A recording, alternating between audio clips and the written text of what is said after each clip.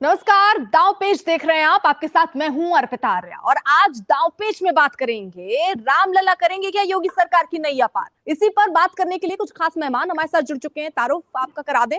हमारे साथ मनोज यादव समाजवादी पार्टी की तरफ से जुड़ चुके हैं। आनंद दुबे बीजेपी का पक्ष रखने के लिए जुड़ चुके हैं। सुरेंद्र राजपूत साहब कांग्रेस पार्टी के प्रवक्ता हमारे साथ इस वक्त जुड़ चुके हैं और इसी बीच शादाब चौहान पीस पार्टी के हमारे साथ इस वक्त जुड़ चुके हैं। थोड़ी देर में सतीश प्रकाश जी भी हमारे साथ होंगे, बीएसपी के प्रवक्ता, वो हमारे साथ होंगे और अजीत हमारे साथ जुड़ चुके हैं, हमारे सहयोगी हैं। और शुरुआत जरा अजीत से ही कर लेते हैं क्योंकि हम कोशिश करते हैं कि जब हम ये दांव पेच करें तो कुछ एक्सक्लूसिव जानकारी जो व्यूअर्स हमारे साथ जुड़े उन तक पहुंचे, और वो एक्सक्लूसिव पहुंचाने के लिए मैं सीधे रुख करना चाहूंगी ग्राउंड का, और ग्राउंड पर मौजूद है अजीत। अजीत, आज क्या हुआ जरा खबर बताइएगा क्योंकि वो भी व्यूअर्स के जानने के लिए बहुत जरूरी है। क्या बुकलेट जारी किया गया, कौन कौन से पॉइंटर्स थे जिन पर आप ध्यान केंद्रित करवाना चाहेंगे, और क्या अंदर की खबर चल रही है? हाँ देखिए, बिल्कुल अर्पिता, उत्तर प्रदेश सरकार की तरफ से अपनी 4.5 साल के कामों की एक विकास बुकलेट जारी की गई, जिसके पहले पन्ने पर अयोध्या के रामलला विराजमान की तस्वीर लगाई गई है, जिसको लेकर सियासी भूचाल मचा हुआ। इस तस्वीर को सबसे पहले पन्ने पर लगाई गई। हालांकि इसको लेकर सियासी घमासान में समाजवादी पार्टी हो, कांग्रेस पार्टी हो, बीजेपी पर यही आरोप लगा रहे हैं कि भगवान राम का राजनीतिकरण या जो है उसका जो है एक तरीके से कहा जाए व्यवसायीकरण कर रहे हैं। लेकिन बुकलेट में इसके साथ ही साथ जो हिंदुत्व का एजेंडा है वो भी सरकार की तरफ से रखा गया है। वैक्सीनेशन में उत्तर प्रदेश नंबर 1 है, वैक्सीन की जो, इसके अलावा जो टेस्टिंग में उत्तर प्रदेश नंबर 1 है, जो रोजगार दिया है सरकार ने, इसके अलावा जो प्रवासी श्रमिक, इन सब का जिक्र उन्होंने अपनी बुकलेट में किया। यानी एक तरीके से कहा जाए 2022 की जीत का खाका तैयार किया उत्तर प्रदेश की बीजेपी सरकार ने। लेकिन विपक्ष इसको लेकर लगातार वार कर रहा है। विपक्ष का सीधे तौर पर यही कहना है कि कहीं ना कहीं जो बीजेपी की विकास की बुकलेट है उसमें अपराध की बात नहीं है, महिलाओं के प्रति अपराध की बात नहीं है, कानून व्यवस्था की बात नहीं है, विकास की बात नहीं है। यानी एक बार फिर योगी सरकार राम के सहारे है। जबकि बीजेपी की तरफ से सीधे तौर पर कहना है कि रोम रोम में भगवान बसते हैं और भगवान रामलला में हमारी आस्था है। मंदिर अब बन रहा है, इसलिए हमने उसकी तस्वीर रखी और इससे अच्छा कोई चित्र नहीं हो सकता। लेकिन आप रहिए जरा सा। देखिए, आनंद दुबे साहब हैं बीजेपी का पक्ष रखने के लिए। आनंद दुबे साहब, शुरुआत में आपसे ही करना चाहूंगी और जरा आपसे समझना चाहूंगी कि योगी सरकार के कामकाज यानी विकास पर ये बुकलेट आई, इसमें रामलला की तस्वीर आखिरकार क्यों? देखिए, भगवान राम जो है, भारतीय जनता पार्टी हमेशा से मानती रही है कि भगवान राम जो है वो भारतीय जनता पार्टी के साथ जो है हमेशा से जुड़े हुए हैं। कोई ये नई चीज नहीं है। भगवान राम जो है इस देश के जो है तमाम हिंदुओं और तमाम जो भारत में जो लोग रहते हैं उनके जो है आराध्य हैं और वो उनसे जुड़े हुए हैं। तो अगर इस चीज को लेकर अगर बुकलेट में उनकी तस्वीर है तो ये कोई नई चीज नहीं है। भगवान राम से भारतीय जनता पार्टी का जो नाता है वो कोई चुनावी नाता।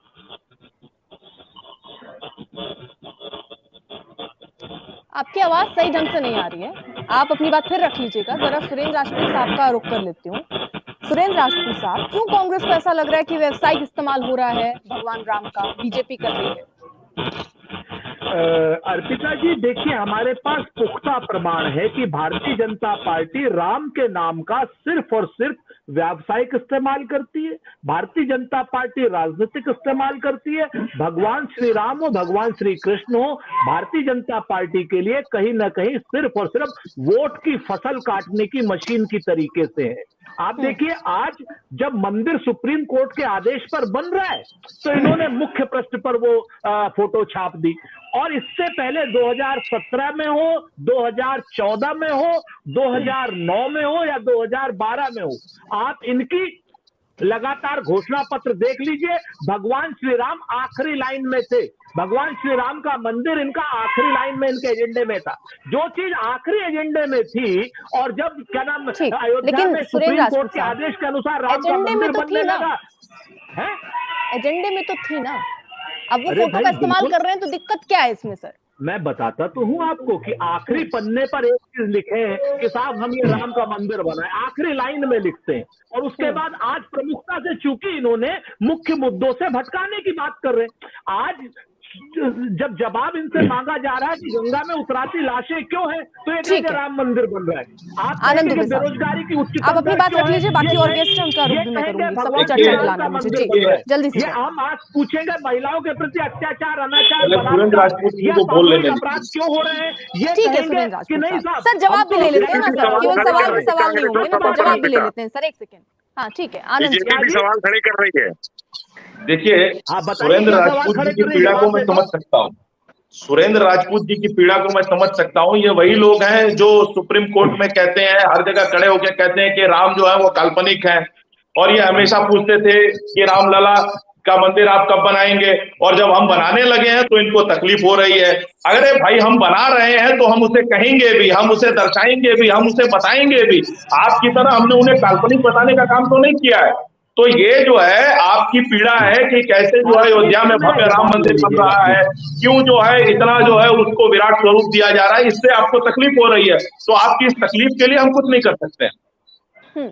ठीक है, सुरेंद्र जी आप भी जल्दी से कंप्लीट कीजिए, फिर मैं, क्योंकि सतीश प्रकाश जी भी मुझे दिख रहे हैं, वो जुड़ गए, बाकी मेहमान भी उनके पास भी जाना है। भारतीय जनता पार्टी के लिए भगवान श्री राम सिर्फ वोट का विषय, आराध्य का विषय नहीं है। ये अपने आप में सच है, मैंने आपको प्रमाण भी दिया। आज की डेट में सुप्रीम कोर्ट बनवा रहा है और ये कह रहे हैं हम बनवा रहे हैं। आज की डेट मनोज यादव साहब, ठीक है सर, मैं आ रही हूँ जरा, और क्या बताइए। नहीं, आप इस चीज को बोलिए, ये चीज ये गैर संवैधानिक और ये रामद्रोही बातें क्यों कर रहे हैं। आज की पूछिए ना कि भगवान श्री राम के सेतु को तोड़ने के लिए 500 करोड़ रुपए अटल बिहारी वाजपेयी की सरकार ने क्यों दिए थे। ये इस बात का जवाब देंगे ये लोग। ये रामद्रोही लोग हैं, धर्मद्रोही लोग हैं, देशद्रोही लोग हैं, और आज बात कहते हैं हम राम का मंदिर बनवा। अगर जवाब ही लेना है तो वो भी ये कह रहे हैं कि आप लोग तो काल्पनिक मानते हैं राम को। आप भी जवाब दीजिए। बीजेपी और भी सवाल खड़े कर रही है अर्पिता, सरकार के मंत्री ने कई सारे सवाल खड़े किए हैं। ठीक है, एक सेकंड, हमारे सहयोगी अजीत कुछ कहना चाह रहे हैं, ऐड करना चाह रहे हैं। अजीत जल्दी से आप ऐड कीजिए। ठीक है, एक सेकंड सुनिए अजीत जल्दी। देखिए, बिल्कुल जब से रामलला की तस्वीर प्रथम पेज पे छपी है उनकी बुकलेट में, तब से सपा और कांग्रेस पार्टी के साथ कई लोग सवाल खड़े कर रहे हैं। लेकिन बीजेपी के जो मंत्री हैं सिद्धार्थ नाथ सिंह, उन्होंने कांग्रेस और समाजवादी पार्टी पर सवाल खड़े किए। उन्होंने कहा कि कपिल सिब्बल सुप्रीम कोर्ट में वकील थे, और उन्होंने कहा कि रामलला का जो मंदिर है उसका फैसला इसलिए टाल दिया जाए क्योंकि 2019 में इसका लोकसभा चुनाव में बीजेपी फायदा ले सकती है। ये सवाल उन्होंने कांग्रेस से पूछा कि ऐसा उन्होंने किया था, यानी वो राम के भक्त नहीं है। दूसरा, उन्होंने समाजवादी पार्टी पर यह आरोप लगाया कि ये वो लोग हैं जिन्होंने राम भक्तों पर गोली चलाई, रामलला का दर्शन करने कभी नहीं गए। तो ये आरोप और प्रत्यारोप सभी दलों की तरफ से हो रहा है। जहां समाजवादी पार्टी सवाल खड़े कर रही है, कांग्रेस कर रही है, तो वहीं बीजेपी भी इनसे जवाब पूछ रही है। अब इन दो बातों पर जरा जवाब दे दीजिए जल्दी से, कांग्रेस की भी, और गोल गोल मत घुमाइए। बिल्कुल जवाब। गोल गोल नहीं घुमाऊंगा अर्पिता, जो जवाब आप मानेंगी और वही मेरा भी जवाब होगा। मैं आपसे पूछता हूं कि कपिल सिब्बल और अरुण जेटली में अगर कोई फर्क हो वकालत में तो बताइए। कपिल सिब्बल कांग्रेस की तरफ से नहीं खड़े हुए थे, अपने किसी क्लाइंट की तरफ से खड़े हुए थे, जैसे माइक एंडरसन की तरफ से अरुण जेटली खड़े हुए थे, जैसे पीएन लेखी, मीनाक्षी लेखी के पिताजी सतवंत सिंह बेंत सिंह जो इंदिरा गांधी जी के हत्यारे थे, उनकी तरफ से खड़े हुए थे। अगर कपिल सिब्बल व्यक्तिगत हैसियत में अपने किसी क्लाइंट को करते हैं तो ये कांग्रेस की आवाज नहीं है, इसको समझना होगा। ऐसे तो क्या नाम, अरुण जेटली और पीएन लेखी से बड़ा देशद्रोही कोई नहीं। पीएन लेखी और राम जेठमलानी, इन लोगों ने हमेशा आतंकवादियों का मुकदमे लड़े। मनोज साहब, अब ये जो बुकलेट है इसमें रामलला की तस्वीर से आपको भी आपत्ति है? समाजवादी पार्टी को भी? समाजवादी पार्टी को मर्यादा पुरुषोत्तम भगवान राम के किसी तरह के किसी चित्त से या उनके भव्यता से और उनका जो पुनीत कार्य है या उनके जो पुरुषोत्तम होने का जो प्रमाण है हमारे ग्रंथों में, उससे किसी तरह की कोई आपत्ति नहीं। लेकिन रामचरितमानस की एक चौपाई है अर्पिता, मैं आपको सुनाना चाहूंगा कि जासु राज प्रिय प्रजा दुखारी, सो नृप अवश्य नरक अधिकारी। इसका सीधा सीधा हिंदी में मतलब यह है कि जिस राजा के राज में उसकी प्रजा दुखों से पीड़ित होती है, उस राजा को नरक मिलना चाहिए। और इस उतराती लाशों का नरक, और उत्तर प्रदेश में अभी कल ही ललितपुर में एक बेटी की बलात्कार करके उसकी आंखें दाग दी गई। हाथरस में क्या हुआ, बनारस में क्या हुआ, हापुड़ में 5 साल के बेटी के साथ बलात्कार हुआ। और उत्तर प्रदेश में जब हम आप बात कर रहे हैं तो लोगों के दुखों में उनका साथ देने वाले एम्बुलेंस के 19,000 कर्मचारी हड़ताल इको गार्डन में है। और उत्तर प्रदेश में जो वर्ग है उसके आरक्षण को खा गई सरकार। तो जो खत्म कर रहा हूँ, सुन तो लीजिए। अब आपने इतना लेट समझिए, आप सुन तो लीजिए बात। सर मेरा काउंटर सवाल है, मैं आप ही से जवाब लूंगी, मैं किसी और पे नहीं चाहती। आप ही से सवाल है और आप ही से जवाब भी लूंगी। काउंटर है, हाँ काउंटर पूछिए। हाँ, मेरा सवाल ये है कि भाई एक बात बताइए, अगर आज यही सारी घटनाएं अखिलेश यादव सत्ता में होते और ये सारी घटनाएं ऐसी ही हो रही होती, तो आपसे अगर मैं ये सवाल पूछती तो आप मुझे क्या जवाब देते? आप मुझे ये जवाब देते कि इस पर कार्रवाई हो रही है, इन पर चीजें मैं हो रही हैं। सीधा तो आज मैं जब सीधा आप सीधा विपक्ष के तौर पर बैठ आपको जाते जवाब हैं, तो देता वहाँ सारी गमियां मैं दिखने लगती हैं आपको। अब लेकिन अर्पिता खुद आप जब सवाल सरकार करेंगे में कि होते जवाब भी हैं, तो देंगे। सारी चीजें गलत अर्पिता क्यों लगने लगती हैं सर? नहीं सर, ठीक है, अर्पिता मेरा सवाल कंप्लीट होने दीजिए ना, फिर मैं पूरा मौका दूंगी। चलिए। अर्पिता सवाल तो आपने कर लिया, जवाब तो कम से कम देने दीजिए। अरे कंप्लीट भी तो एनसीआरबी करने के दीजिए आंकड़े सर। अब आप जैसे बताते मैं आपको हैं। आपके उत्तर में अब टोकती हूँ, आपको बुरा लगता आप है। बेटी ऐसे मेरे आप सवाल भी में आप टोकते हैं, मुझे नहीं बुरा नहीं लगता है। नहीं आप आपके ठीक, आप सवाल जवाब से दीजिए। मैं बहुत उत्साहित हूँ, बहुत हम उसको विनम्रता से आत्मसात करते हैं, जवाब दे रहे हैं। एनसीआरबी के आंकड़े हैं कि उत्तर प्रदेश में महिलाओं के खिलाफ 57% अपराध बढ़े हैं। एनसीआरबी के आंकड़े हैं कि उत्तर प्रदेश में दलितों वंचितों के प्रति 69% अपराध बढ़े हैं। क्या ये सच नहीं है कि ललितपुर में अभी परसों की घटना, इंडियन एक्सप्रेस पेपर है, आपको दिखा दूं कि एक बेटी को बलात्कार किया गया, उसकी आंखें फिर दाग दी गई। एक प्रयागराज में एक युवा को इसलिए ठीक उसकी हत्या कर दिया, दबंगों ने, सुन लीजिए, दबंगों ने इसलिए हत्या कर दिया कि वो एक अखिलेश यादव जी के फेवर का समाजवादी विचारधारा का गाना गा रहा था। तो जो लोग मर्यादा पुरुषोत्तम भगवान राम का फोटो छापते हैं, उनसे बहुत विनम्रता से शायद आप निवेदन है कुछ कि कम कहना से कम चाहते मर्यादा ठीक। पुरुषोत्तम भगवान राम के चंदे से चोरी तो करना बंद कर दो। चलिए, कम ठीक। से कम भगवान सभी के हैं, भारतीय जनता पार्टी आनंद के जी नहीं मैं है, जवाब लूंगी। वो आनंद जी, मैं सबके जल्दी से आ हैं। रही हूँ आपके पास। जरा मैं और शादाब जी को भी ऐड कर लूं वो और मनीष जी भी मर्माहत बहुत देर से होंगे, बैठे हुए हैं। ईश्वर दोनों अपने ईश्वर सवाल भी रख मर्माहत लेंगे, और फिर मैं दुखी आपका होंगे आंसर ले लूंगी। कि अरे भारतीय ठीक है, जनता मनोज जी। पार्टी जैसे नफरत फैलाने वाली पार्टी उनके नाम का उपयोग कर रही। मर्यादा रुक पुरुषोत्तम जाइए। भगवान राम ठीक बहुत है, दुखी होंगे, शादाब जो जी। सबरी को जंगल में जाके न्याय दे पाए, और जिनके दरवाजे से बेटियां आती हैं योगी जी के, तो लाठियां चढ़वा के उनकी हड्डियां तोड़ दी जाती हैं, वो राम की मनोज बात जी, करेगा, वो ठीक, योगी ओके। कहां से हो सकते हैं? ठीक है शादाब जी। तो राम को मानने वाले ये राक्षस तरीके अरे लोग सुन हैं, तो इनसे लीजिए। राम की बात कैसे अरे की मनोज जा सकती जी, है? मतलब आप पे मैं देर से आई हूँ, तो इसका ये मतलब नहीं है कि अब आप पूरा समय सभी गेस्ट का ले लेंगे। सर रुक जाइए, थोड़ा धैर्य रखें आप। शादाब जी। ऐसा नहीं। देखिए अर्पिता, अपने कामकाज की बुकलेट में जो हमारे परिवार के लोगों का नाम इस्तेमाल किया गया है मर्यादा पुरुष श्री राम का, वो बहुत ही निंदनीय है। और एक चीज और भी स्पष्ट हो गई कि भाजपा ये बताना चाहती है कि सुप्रीम कोर्ट का फैसला हमारे दबाव में आया था, इसीलिए हमने चीफ जस्टिस ऑफ इंडिया को हमने राज्यसभा गिफ्ट दी थी। ये प्रमाणित कर रहे हैं, हम नहीं कर रहे हैं, ऐसा खुद भाजपा कह रही है अपनी कामकाज की बुकलेट में ये सब चीज बता करके कि ये राम मंदिर सुप्रीम कोर्ट के फैसले पर नहीं बल्कि हमारे दबाव में दिए गए फैसले के बुनियाद पर बनना है, ये न्याय नहीं है। दूसरी चीज ये स्पष्ट हो गया कि किसानों के मुद्दे पर, बुनकरों के, युवाओं, महिलाओं के मुद्दे पर सरकार जनता के बीच में जाने की हिम्मत नहीं रखती है।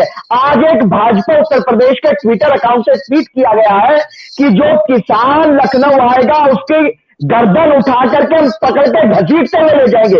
ये उत्तर प्रदेश के किसानों का अपमान हुआ है और किसी की औकात और हैसियत नहीं है जो उत्तर प्रदेश के किसानों को उत्तर प्रदेश से निकाल सके। ये आज भाजपा के लोग मर्यादा पुरुष श्री राम, जो हमारे परिवार का मामला है, उनका गलत इस्तेमाल कर रहे हैं, हमारी संस्कृति का दुरुपयोग कर रहे हैं। हम उनसे सिर्फ यही कहेंगे, अगर आप मर्यादा पुरुष श्री राम का सम्मान करते हैं तो उत्तर प्रदेश को बलात्कार मुक्त बनाइए, उत्तर प्रदेश को नशा मुक्त उत्तर प्रदेश बनाइए, लेकिन भ्रष्टाचार की घटनाएं, बलात्कार की घटनाएं कानून पर चला। सवाल मनोज जी रखना चाह रहे हैं, जो सवाल शादाब जी रखना चाह रहे हैं, वो सीधा सवाल ये पूछ रहे हैं कि सिर्फ आप राम की बात कर रहे हैं, वो चाहते थे कि ऐसा राज्य बने जहां पर कोई अपराध ना हो, तो पहले उसको रोका जाए और उसके बाद फोटो लगाइए, कोई आपत्ति नहीं है उससे।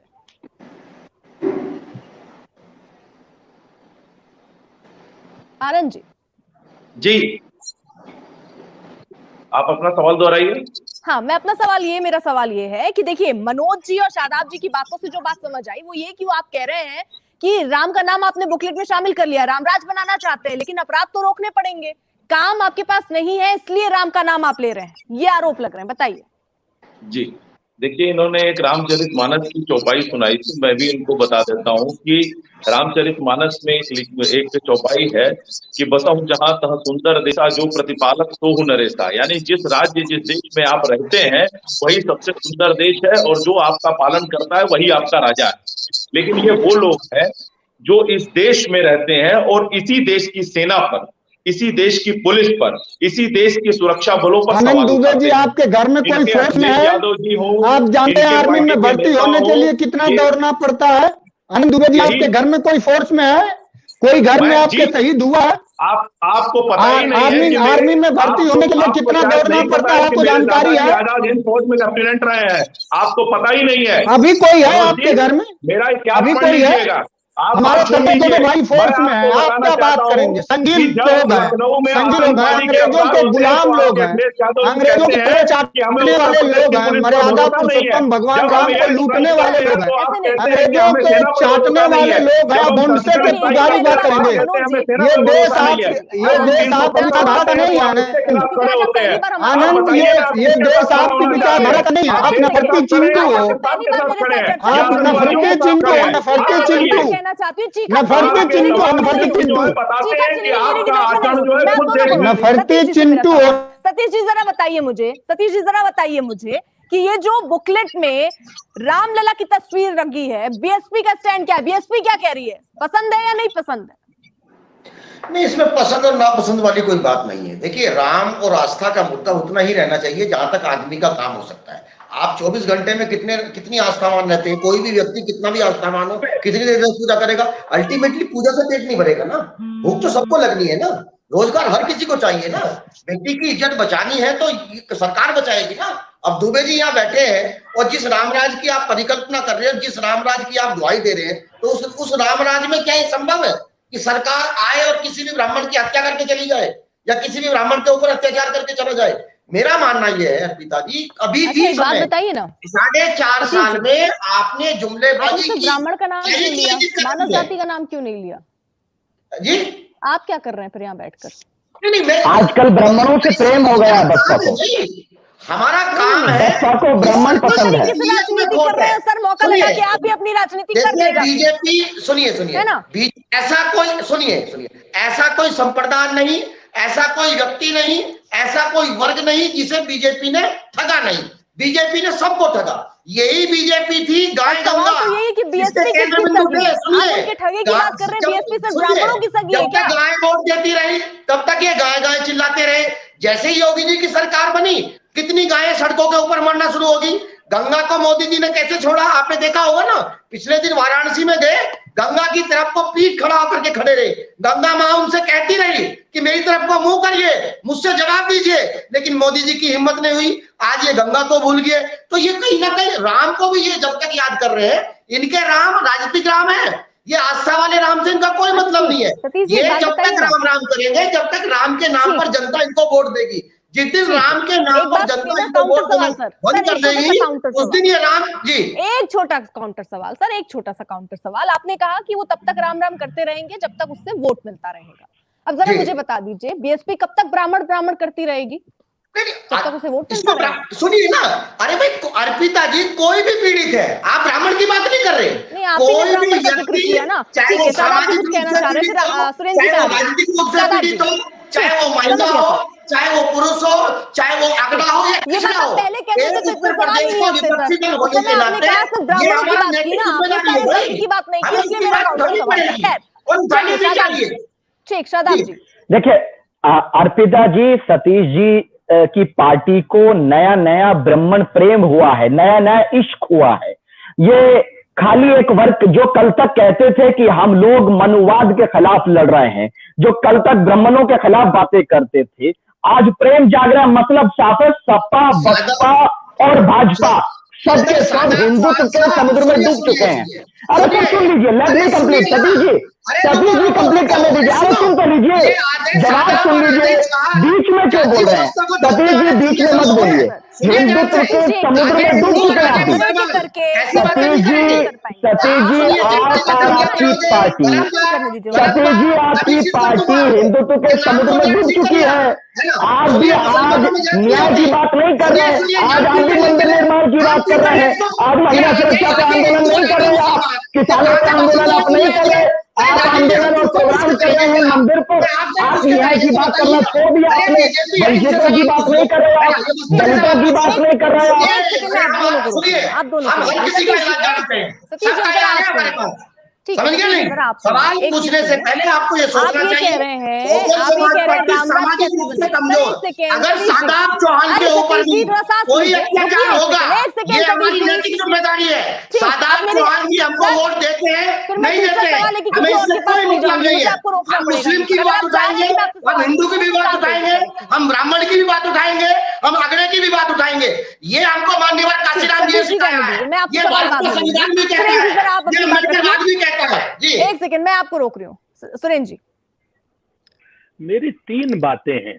पहली बात तो ये है भारतीय जनता पार्टी के ऊपर, थोड़ा तीनों के लिए 10-10 20-20 सेकंड का समय दे दीजिएगा बस। कहते हैं भारतीय जनता पार्टी के लिए एक शेर याद आ गया, कहते हैं कि एहसान किसी का रखते नहीं, जनता का भी चुका दिया, खाया था जो जनता का नमक, वो जनता के जख्मों पे लगा दिया। आज जिस तरीके की बुकलेट इन्होंने छापी है ना अर्पिता, वो जनता के जख्मों को नमक लगाने जैसा काम किया। एक बात, अभी यहाँ से चले गए हैं पंडित जी महाराज, वो जो भारतीय जनता पार्टी के विद्वान प्रवक्ता थे, एक जरा चीज हम एक और मांग कर देते हैं इनके सामने। कहते हैं इन्होंने संस्कृति विभाग और पर्यटन विभाग से अयोध्या में सरयू के किनारे एक बहुत बड़ी भगवान श्री राम की मूर्ति, हाँ आ गए पंडित जी, बहुत बड़ी एक मूर्ति लगाई है, लगाने की बात की है कि भगवान श्री राम की 180 फीट की प्रतिमा लगेगी। तो हमारी मांग है इनसे कि क्या सीता मैया की क्यों नहीं लगेगी भाई? साथ में बगल में सीता मैया की मूर्ति नहीं लगनी चाहिए क्या? क्या अयोध्या में भगवान श्री राम सीता मैया के बगैर अधूरे नहीं है? हम रामलला की बात नहीं कर रहे, पहले से बता दूं।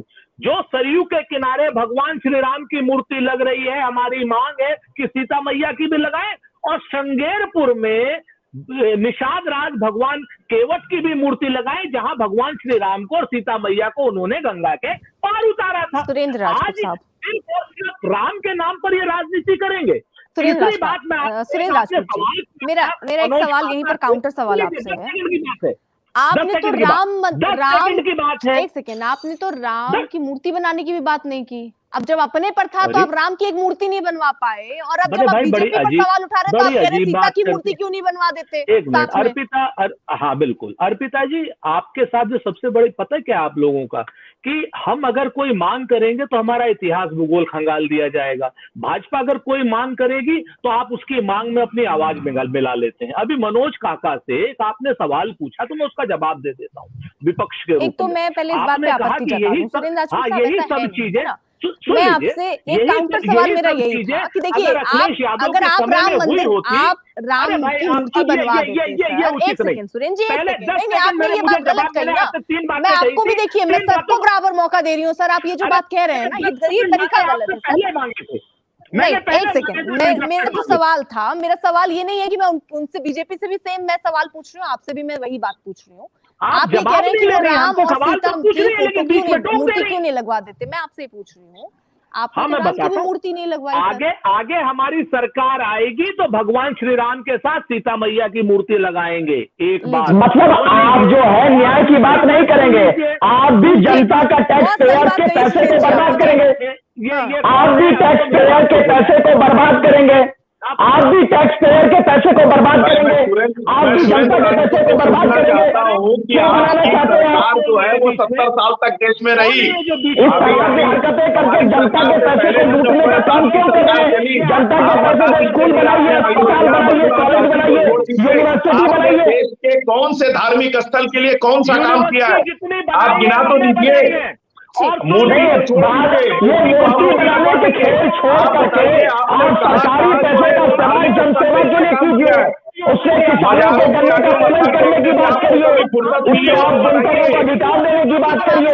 सुरेंद्र राजपूत जी, मजारों के आगे मत्था टेकने और आतंकवादियों पर आंसू बहाने से फुर्सत मिलेगी तब तो आपको भगवान श्री राम के दर्शन होंगे, भगवान श्री राम के दरबार में जाएंगे। जो लोग भगवान राम को काल्पनिक मानते थे, जो लोग भगवान राम के खिलाफ जो सुप्रीम कोर्ट में खड़े होते थे, जो लोग भगवान राम के अस्तित्व को मानने से इनकार करते थे, वो लोग आज जो है भगवान राम की बात कर रहे हैं। सुरेंद्र राजपूत जी, आप बताइए ना, आपकी सरकार ने कौन कौन से धार्मिक स्थल के उन्नयन का काम किया है? मुझे 5 जगह बताइए। आप बताइए उत्तर प्रदेश में जो है आपने काशी में क्या किया है, आपने मथुरा में क्या किया है, आपने अयोध्या में क्या किया है, बताइए। अरे आप लोग तो डरते थे काशी मथुरा अयोध्या में अगर चले जाएंगे तो कहीं एक खास वोट बैंक हमसे नाराज न हो जाए, और इस डर से आप लोगों ने अयोध्या को छूट मारा। आप लोगों के अंदर ये विजन ही नहीं था कि अगर इन धार्मिक नगरियों को जो है विकसित कर दिया जाए तो ये आर्थिक शक्तिपीठ भी बन सकते हैं। जवाब देने के लिए आते नहीं सुन पा रहे, चुप तो कराइए। एक सेकंड सर, एक सेकंड, मैं दोनों लोग को रोक रही हूँ। मनोज जी, मेरा सवाल आपसे है जी बीजेपी, आप ये आरोप लगा रहे हैं कि वो धर्म पर राजनीति करते हैं, है ना? वो तो मुझे ये समझाइए कि समाजवादी पार्टी और बीजेपी फिर अंतर किस बात पर है? आप भी जाति की राजनीति नहीं करते हैं, वो धर्म की कर रहे हैं, आप जाति की कर रहे हैं, बात तो एक ही है। समाजवादी पार्टी ने समाजवादी पार्टी कभी भी धर्म आधारित और जाति आधारित राजनीति नहीं करती है। समाजवादी पार्टी ने 323 किलोमीटर का एक्सप्रेसवे बनाया, कहीं लिखा है क्या कि फला जाति फला धर्म के लोग चलेंगे?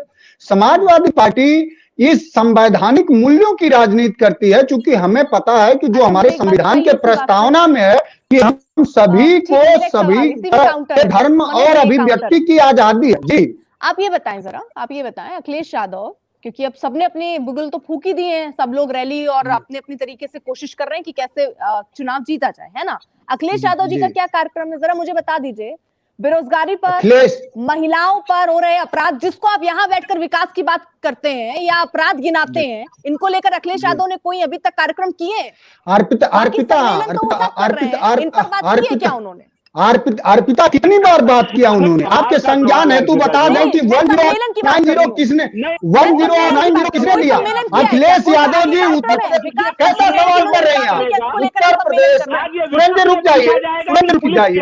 उत्तर प्रदेश में आज भी पुलिस का जितना रिफॉर्म है, आप ही आनंद दुबे से पूछिए पुलिस का हेडक्वार्टर किसने बनाया, 1090 किसने दिया, उत्तर प्रदेश की बेटियों को कन्या विद्याधन किसने दिया, उत्तर प्रदेश के प्रतिभावान बेटे और बेटियों को 20 लाख लैपटॉप किसने दिया?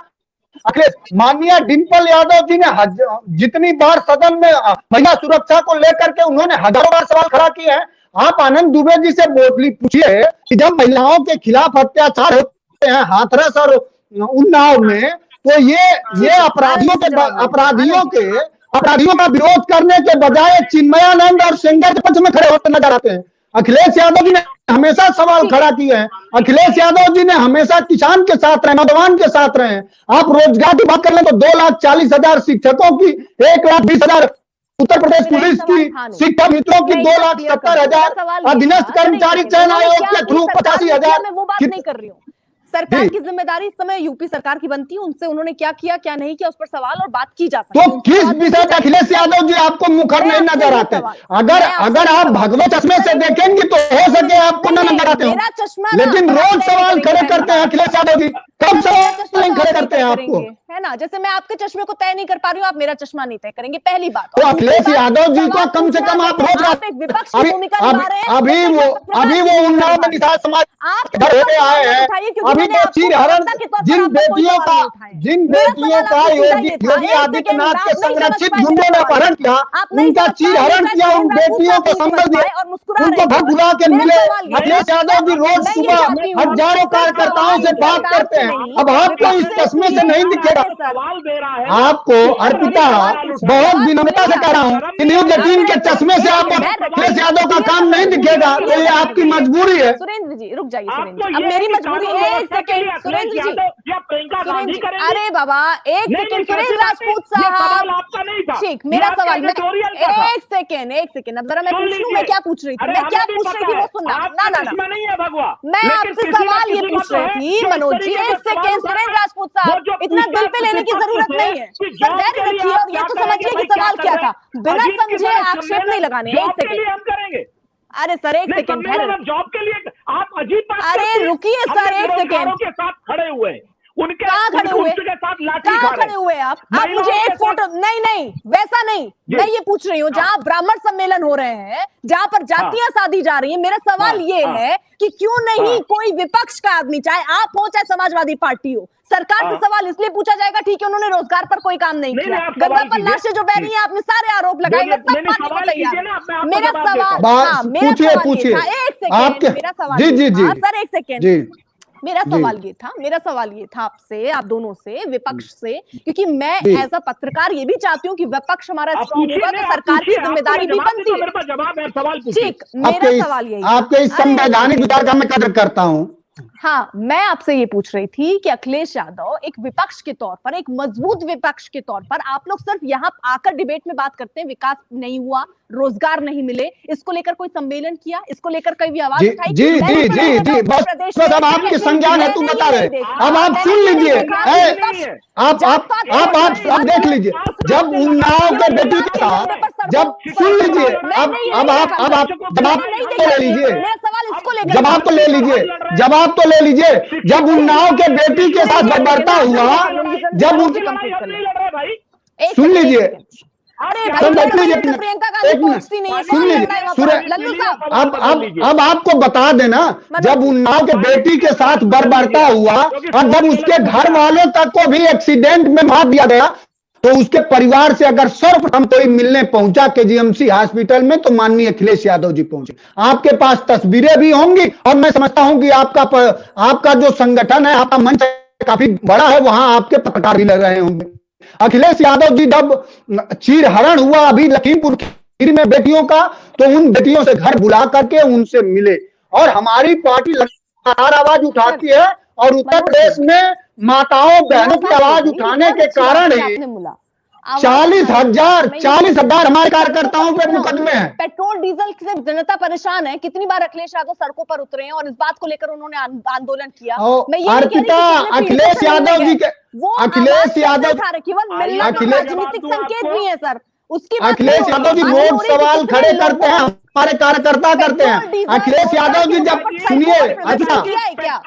अरे सुन लीजिए, अखिलेश यादव ने, अखिलेश यादव जी हजारों प्रदर्शन किए हैं, आपको नहीं दिख रहा? अभी अखिलेश यादव जी उन्नाव होके आए हैं, अभी अखिलेश यादव क्यों गए थे, यही बता दीजिए, उन्नाव क्यों गए थे? आ गए आप वहीं पर, क्यों गए क्यों उन्नाव अखिलेश यादव, बताइए। अच्छा सुन, तो जवाब तो सुनेंगी। आपने हॉस्पिटल पूछा बेटियों के पक्ष में कब खड़ा रहे, मैंने बताया कि जब कब खड़ा रहे केजीएमसी जाके बेटी से मिले। और बीजेपी अखिलेश यादव जी जब अपने घर से निकलते हैं ना, अखिलेश यादव जी घर से निकलते हैं, तो योगी सरकार का पूरा पुलिस प्रशासन, पूरा शासन उनके घर के सामने खड़ा रहता है।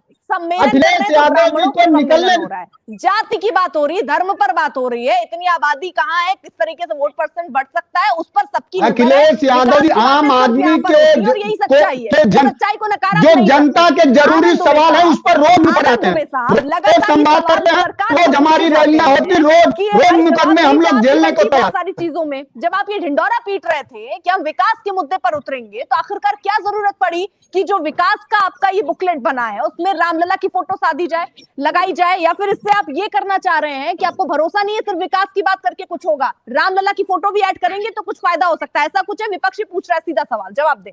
अच्छा ये बताइए कि अयोध्या में सांस्कृतिक विकास को क्या विकास नहीं मानती है? सामाजिक विकास को विकास नहीं मानती है? सिर्फ आर्थिक विकास ही विकास होता है क्या? इससे पहले अयोध्या की स्थिति क्या थी इनकी सरकार में? इन्होंने क्या किया अयोध्या में? समाजवादी पार्टी के लोग बताएं इन्होंने काशी में क्या किया? अयोध्या में रामायण मनोज भाई रामायण पार्क का आपको पूरा सुना मैंने, सुंदरीकरण कराया, यही दिक्कत आप लोग सुनते नहीं है, इसलिए जनता आपकी भी सुनती है, लगातार चुनाव हार रहे हैं, फिर भी आप जो है आपको चीजें समझ नहीं आ रही है। बात तो सुनिए, पूरी बात सुनिए, भगवान राम के चंद्र की लूट कर लीजिए, उसके बाद बोलिए। आपने 2 करोड़ की संपत्ति को 20 करोड़ रुपए भगवान राम को जिन लोगों ने चंदा दिया उसकी लूट कर, ये आपका विमर्श है। लोग हैं जो राम भक्तों पे गोली चलवाते थे, आप वो लोग हैं जो हम किसी राम भक्त पे गोली नहीं चल, हमें संवैधानिक मूल्यों का रक्षा करने के लिए जो करना पड़ेगा करेंगे। हम तुम्हारी तरह सदन में रोने वाले लोग नहीं है। संवैधानिक मूल्यों इस देश में संविधान बना रहे, इस देश में लोकतंत्र बना रहे, इसके लिए जितना शक्ति से निपटना होगा समाजवादी पार्टी निपटेगी। तहसील से लेकर डीएम ऑफिस तक एक ही जाति के लोगों को पोस्टिंग देने वाले आप लोग कहते हैं कहाँ जी, कहाँ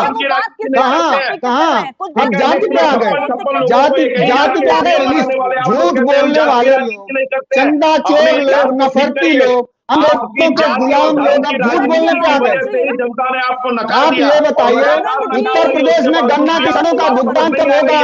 19,000 एम्बुलेंस, 19,000 एम्बुलेंस के ड्राइवरों की सेवा।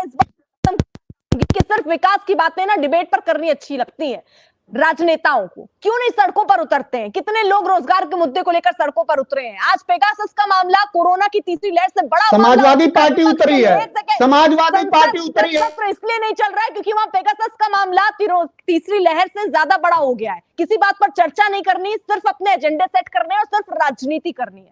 हर दल को सर उससे ऊपर उठना पड़ेगा, अपनी जिम्मेदारी समझनी पड़ेगी, दूसरों के चश्मे को तय नहीं करना पड़ेगा, अपना चश्मा ठीक करना होगा।